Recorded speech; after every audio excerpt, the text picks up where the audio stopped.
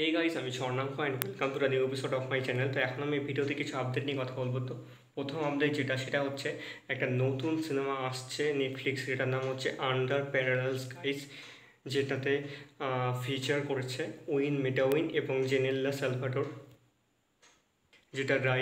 যেটা রাইটার এবং ডিরেক্টর হচ্ছে সিগ্রিড আন্দ্রেয়া ভি বার্নার্ডো। এবং এই সিনেমাটা এতদিন ধরে স্ট্রিমিং চলেনি, বর্তমানে নেটফ্লিক্সে আসছে 24শে অক্টোবর, ওয়ার্ল্ড ওয়াইডে আসছে।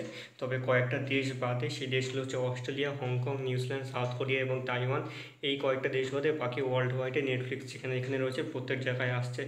সিনেমাটা বেশ ভালো প্রশংসা কুড়িয়েছিল কিন্তু।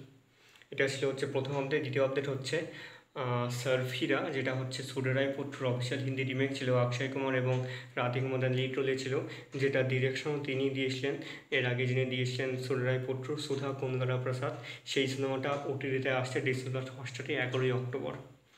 এটা ছিল হচ্ছে দ্বিতীয় আপডেট। থার্ড এবং লাস্ট আপডেট হচ্ছে আরজিকর ঘটনার যে পটভূমিতে একটা সিনেমা বানানোর চেষ্টা করছিল, শর্ট ফিল্ম, যেটা মহালয়াতে আসার কথা ছিল, যেটার নাম ছিল হচ্ছে আগমনী তিলোত্তমাদের গল্প, যেটাতে রাজান্নে হালদার লিড রোলে ছিল এবং প্রান্তিক চক্রবর্তী যে সিনেমাটা ডিরেক্ট করেছিলেন, যেটা মহালয়াতে আসার কথা ছিল, কিন্তু প্রচণ্ড মানুষের মধ্যে কথাবার্তা এবং যেটা একটা প্রচণ্ড অযৌক্তিক কাজ আমার যেটা মনে হয় তারা বানানোর চেষ্টা করেছে, যেটা একদমই তাদের করা উচিত হয়নি।